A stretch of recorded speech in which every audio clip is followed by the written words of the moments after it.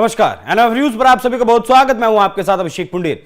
ISKCON temple एक आतंकवादी संगठन है। भारत में भी बहुत सारे इस्कॉन के टेम्पल हैं और दुनिया के तमाम देशों में इस्कॉन के मंदिर हैं जहां जय श्री कृष्णा जय श्री राम के नारे लगाए जाते हैं। भगवान के करीब पहुंचने की वहां बातें बताई जाती हैं। भगवान का नाम कैसे लें यह बताया जाता है। सर्वधर्म संभाव की बात वहां बताई जाती है। लेकिन बांग्लादेश ने इस्कॉन टेम्पल को एक आतंकवादी संगठन घोषित कर दिया है, क्योंकि लगातार जब से वहां तक तपलट हुआ, इस्कॉन टेम्पल पर हमले जारी हैं, जिहादियों के हमले जारी हैं, कट्टरपंथियों के हमले जारी हैं और जो वीडियोज बांग्लादेश से आ रहे हैं वो हम आपको दिखा भी नहीं सकते। लेकिन अब बाकायदा पुलिस की तरफ से एक प्रेस कॉन्फ्रेंस करके ये कह दिया गया, क्योंकि ये जय श्री राम के नारे लगाते हैं इसलिए ये एक आतंकवादी संगठन है। बाकी इसके पीछे की पूरी कहानी क्या कुछ है उसे हम जानेंगे अपने वरिष्ठ सहयोगी पंकज प्रसून से। बहुत बहुत स्वागत सर आपका। जितना मैंने इस्कॉन टेम्पल को देखा है, सुना है, पढ़ा है, तो आतंकवादी संगठन तो नजर नहीं आता वो। नहीं, बांग्लादेश में भी जब बांग्लादेशी भूख से मर रहे थे, जब कोविड में उनका कोई मतलब दाना पानी बंद हो गया था, उनकी कोई चिंता करने वाला नहीं था, तब इसी इस्कॉन टेम्पल ने हर दिन 2 लाख लोगों को खाना खिलाया था, बिल्कुल फ्री ऑफ कॉस्ट। मतलब जब सड़कों पर भूख से मर रहे थे, जब वहां की सरकारों ने नजरअंदाज कर दिया था, तो वहां के लोकल लोगों को यही इस्कॉन टेम्पल खाना खिला रहा था बिल्कुल फ्री में। और आज वही इस्कॉन टेम्पल आतंकवादी हो गया, उग्रवादी संगठन हो गया। बांग्लादेश की पुलिस ने प्रेस कॉन्फ्रेंस किया है और उन्होंने कहा है कि जो इस्कॉन है वो टेररिस्ट ऑर्गेनाइजेशन है। तो पत्रकारों ने पूछा कि कैसे टेररिस्ट ऑर्गेनाइजेशन है, कोई तो सबूत होगा। तो उन्होंने कहा क्योंकि वो जय श्री राम के नारे लगाते हैं। तो सबने कहा जय श्री राम के जो नारे लगाते हैं वो टेररिस्ट हो गया और टेररिस्ट ऑर्गेनाइजेशन हो गया। उस हिसाब से तो अल्लाह अकबर के नारे लगाने वाला क्या हो गया? और फिर चलो ये अल्लाह अकबर तो फिर भी भगवान की इबादत है, ठीक है, लेकिन वो जो सर तन से जुदा के जो नारे लगाने वाले हैं वो क्या फिर हो गए? वो सारे के सारे टेररिस्ट हो गए। और जो नुपुर शर्मा वाले प्रकरण में या दूसरे शाहीन बाग में जो सर तन से जुदा के नारे लगा रहे थे, वो सारे आतंकवादी संगठन डिक्लेयर कर देने चाहिए कि नहीं उस क्राइटेरिया से। अगर जय श्री राम बोलना किसी भी संगठन को आतंकवादी संगठन करार दे सकता है, तो अल्लाह अकबर जब बोलने वाले को भी कोई बोल सकता है दूसरी तरफ के लोग, या जीसस क्राइस्ट का नाम लेने वाले को भी कल को कोई बोल दे कि आतंकवादी संगठन है। यह है बांग्लादेश की पुलिस का वर्जन और यह है उनका तर्क कि इस्कॉन क्यों आतंकवादी संगठन है। पर कहानी यहीं तक नहीं है। वही वो पर्दे के पीछे क्या कुछ चल रहा है। हाँ देखिए, एक पत्रकार हैं, बांग्लादेश के ही हैं, नाम है उनका सलाउद्दीन शोएब चौधरी। वो एक इंटरनेशनल मैगजीन निकालते हैं और काफी इंटरनेशनल फोरम्स पे वो बांग्लादेश के बारे में बात करते हैं। उन्होंने पिछले 2 दिनों में कुछ बड़े खुलासे किए और सलाउद्दीन शोएब चौधरी जी का कहना है कि भारत के हिंदू विरोधी लोग और बांग्लादेश के हिंदू विरोधी लोगों ने आपस में हाथ मिला लिया है। और मैं नहीं कह रहा हूं, वो जो अंतर्राष्ट्रीय पत्रकार हैं, संपादक हैं, वो अखबार के संपादक है, दुनिया भर में उस अखबार की मान्यता है, वो कह रहे हैं कि भारत के मंदिरों से जो प्राचीन मूर्तियां चोरी होती थी यूपीए सरकार के दौरान, वो सोनिया गांधी चोरी करवाती थी। ये उनका खुलासा है। सोनिया गांधी चोरी करवाती थी मंदिरों से मूर्तियां। भारत के मंदिरों में बहुत प्राचीन मूर्तियां हैं और उनका बहुत ये है, मतलब कि इंटरनेशनल मार्केट में बहुत प्राइस मिलता है उनका। यह खुलासा किया है सलाउद्दीन शोएब चौधरी ने। एक और खुलासा किया है अभिषेक, दूसरा खुलासा यह है कि राहुल गांधी, यूपीए सरकार जब थी तो राहुल गांधी आईएसआई और दाऊद इब्राहिम गैंग से मीटिंग किया करते थे। यह भी मेरा खुलासा नहीं, ये एक इंटरनेशनल जर्नलिस्ट है वो कह रहे हैं। इसके पीछे उनका कुछ तर्क है, सबूत हैं? बिल्कुल नहीं, बिल्कुल उन्होंने सबूत के साथ तस्वीरें जारी की हैं। उन्होंने सारा वो म्यूजियम जो सोनिया गांधी की बहन का जो म्यूजियम है उसकी तस्वीरें के द्वारा ये बताया है कि देखिए भारत के इस मंदिर में ये मूर्ति थी, आज सोनिया गांधी के बहन की म्यूजियम में है। और उन्होंने पूरा ये बताया, खुलासा करेंगे कैसे सोनिया गांधी एक अज्ञात बीमारी उनको हुआ करती थी, जिस बीमारी के बारे में किसी को नहीं पता। उस बीमारी का इलाज कराने के बहाने वो कोच्चि जाती थी और कोच्चि से पानी के रास्ते, जो पानी का जहाज होता है, उस रास्ते से चोरी की हुई मूर्तियां जाती थी विदेश में, यानी पहले इटली जाती थी और वहां जाती थी और वहां से फ्लाइट पकड़ती थी उस अज्ञात बीमारी के इलाज के लिए। जैसे ही मोदी सरकार आई वो बीमारी खत्म हो गई।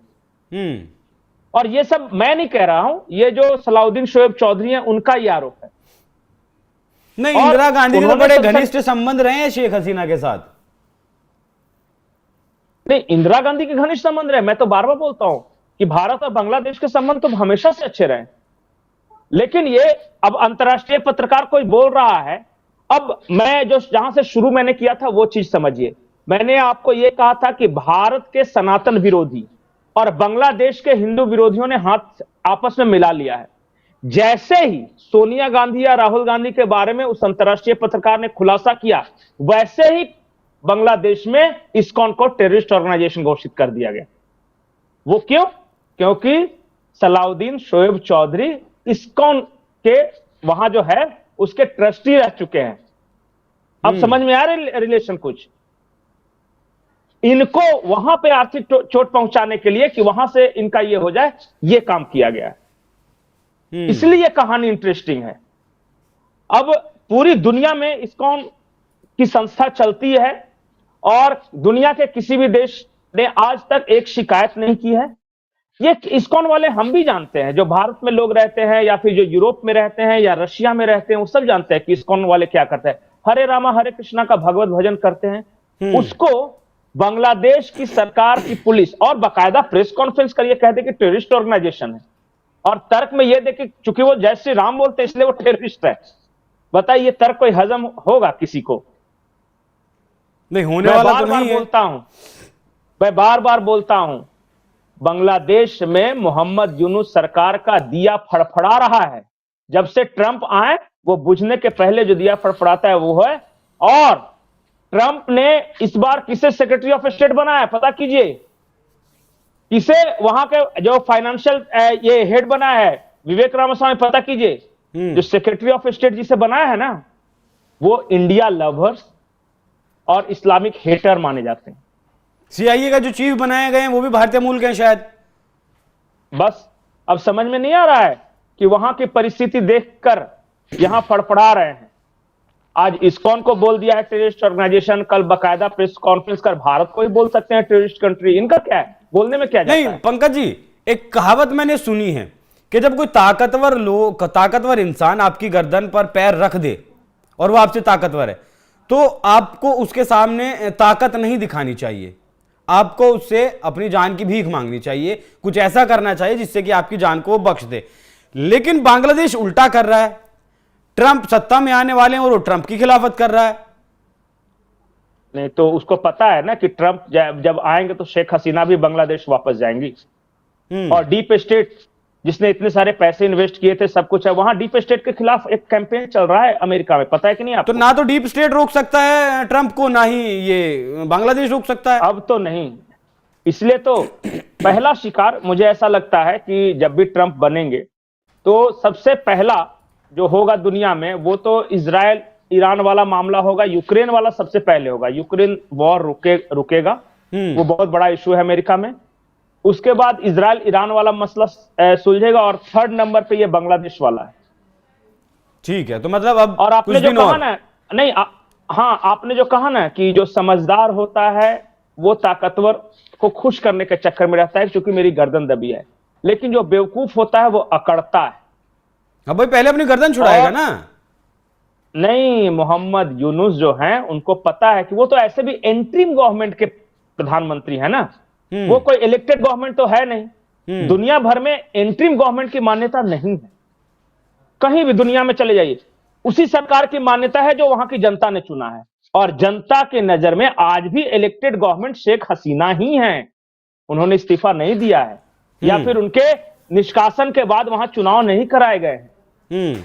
और उस चुनाव में मोहम्मद यूनुस और उनके लोगों को पता है कि जनता फिर से दोबारा लिबरल गवर्नमेंट चाहेगी, इसलिए वो मार रहे हैं, काट रहे हैं, हिंदुओं को सता रहे हैं, आवामी लीग के कार्यकर्ताओं को मार रहे हैं, क्योंकि किस तरह टेरर कायम कर किस तरह दोबारा चुनाव जीता जा सके, जो कि ये होने वाला नहीं है लग रहा है। वहां बिल्कुल, बस 2 महीने और फिर फिर से उसके बाद बांग्लादेश मुक्ति वाहिनी बनेगी। मुजीबुर रहमान प्रधानमंत्री बने थे, बांग्लादेश मुक्ति वाहिनी थी, फिर से वही सिचुएशन है।